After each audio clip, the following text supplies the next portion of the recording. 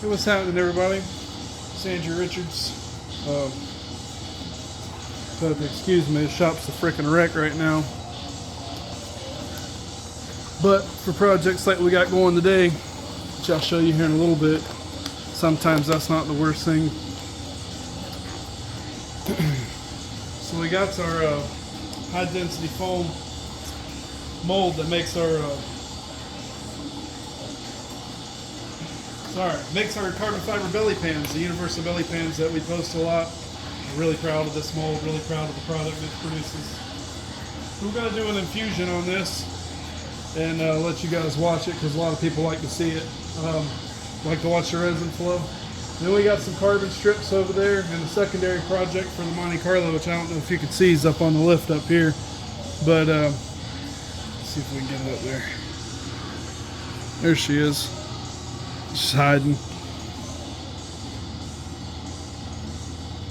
Anyhow, so we're going to flow some resin and we're going to do a little wet layup, and I'll show you the other project as soon as this one's done. So that'll be several minutes from now.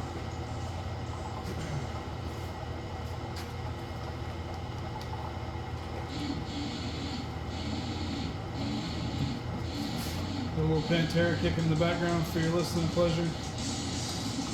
Don't hold me accountable to whatever comes across Lex's mind over there.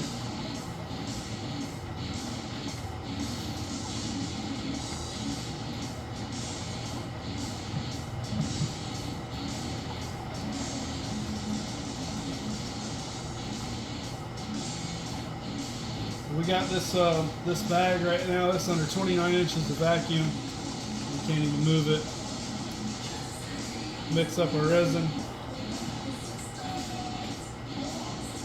And this in here, this is a 100% carbon fiber. It's carbon fiber. There's our peel ply and our flow media. And when this is done, that peel ply allows us to peel all the junk off the back of this, and nothing but carbon fiber and resin will be left. And that's how we achieve the weight that we do, which is usually 1.88 and 1.9 pounds for these belly pans, which is pretty good for how large they are. You know, they're not the most dense thing in the world, but their job's not to catch the car or stop anything stupid from happening. Their job's to catch oil, and that's it. And if they're installed correctly on the car, they're definitely very rigid. I've got two under my car, one for the engine, one for the transmission. Other than scratching and busting them up, there's really not a lot you can do to hurt them unless the car lands on them or something crazy.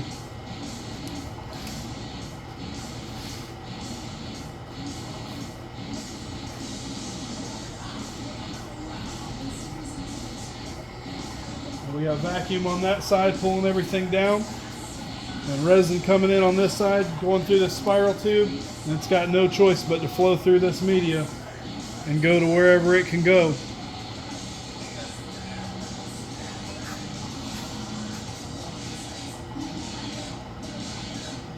We got Reba over here sleeping. That's what she does best. She's a dependent.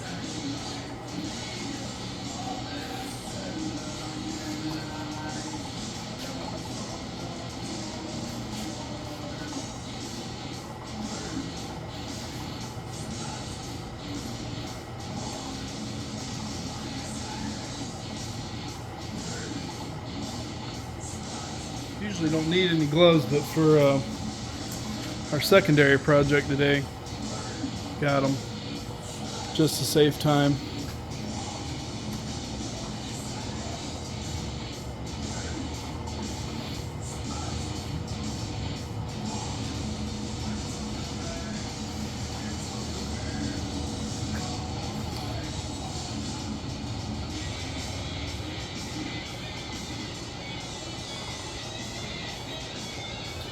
See if I can set this camera where it'll stay where you can see it better.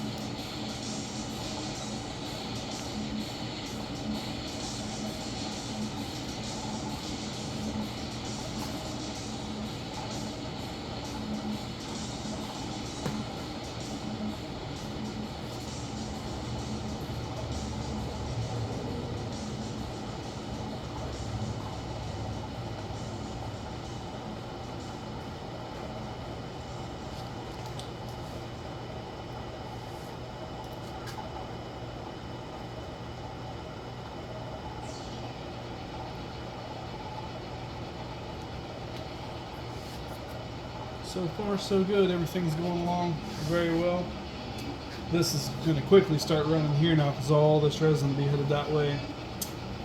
And what we want to do is make sure it pulls all the way to the top of this part, and then we'll clamp it off.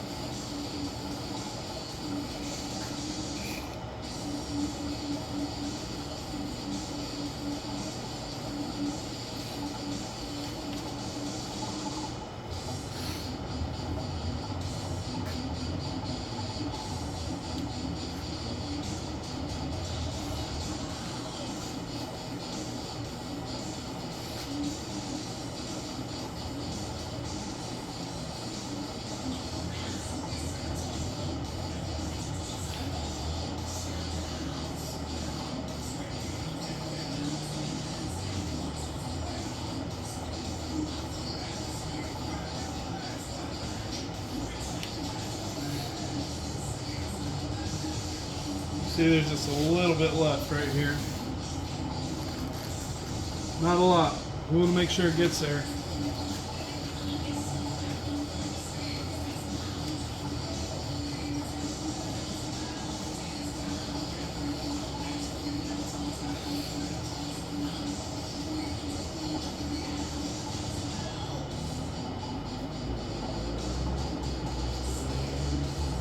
All right, it's there.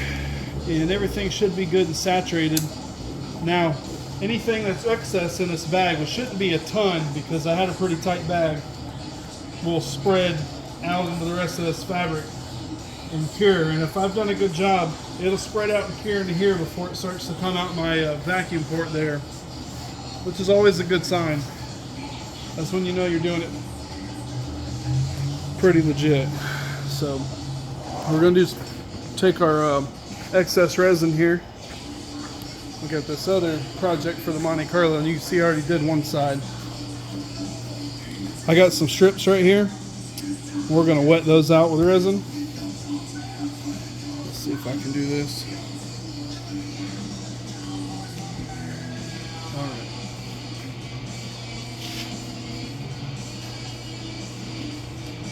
Already got a brush ready.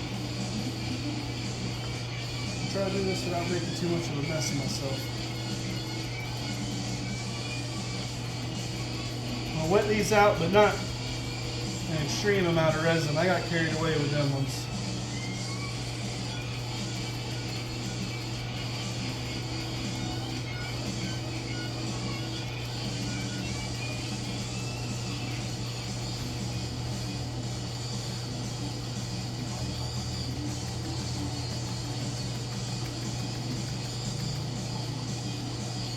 This is what you would call doing things in a wet lay process, where you wet out the fabric and then lay it up. That is typically not what I do here at all. I don't believe in it. But there's certain projects that it has to be done that way.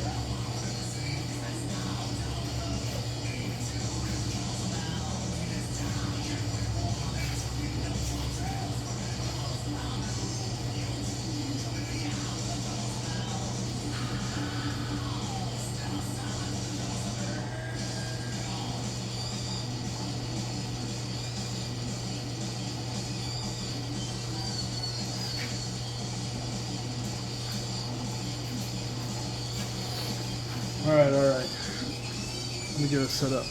Remember what I was saying about the dirty shop floor? You take every bit of trash you can find and you kick it under the area you're doing it when you're doing wet lay stuff.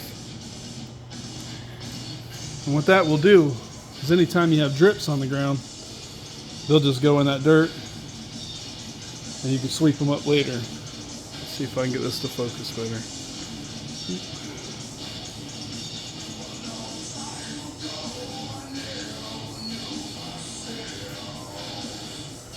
Alright, that's going to be what we got to work with right now.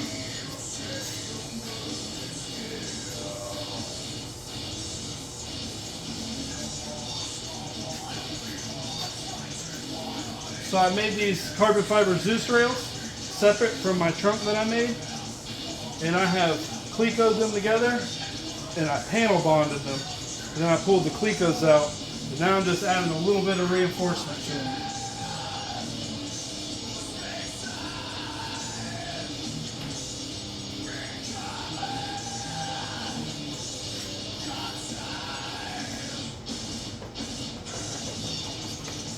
tamping it in with a paintbrush. And you'll notice these strips that I made get bigger in size this way and this way, so they get more surface area and more bonding grip.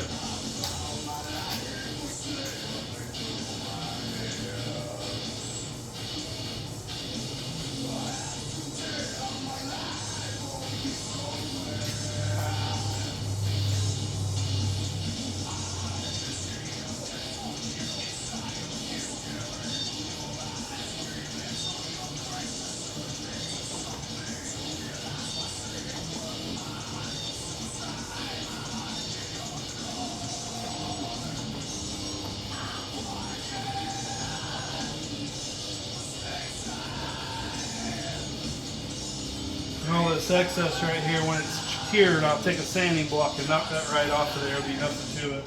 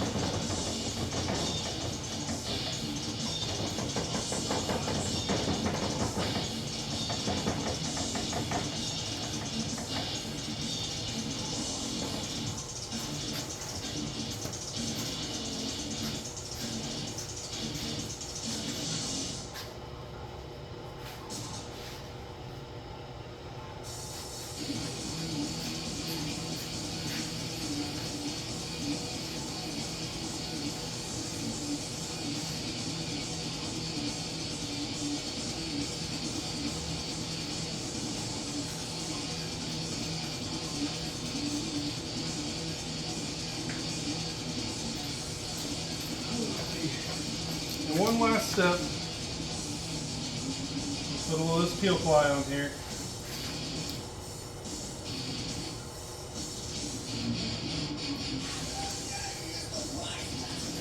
Tamp it in.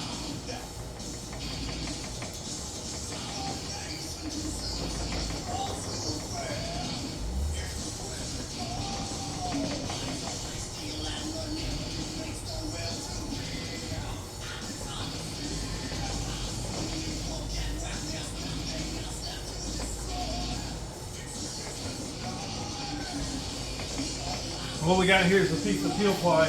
It's what peels off the excess resins and things of that nature when you're done.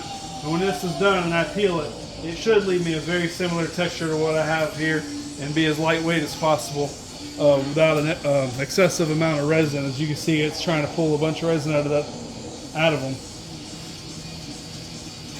Well, that's it. I appreciate you guys coming to work with me today. Thank you so much.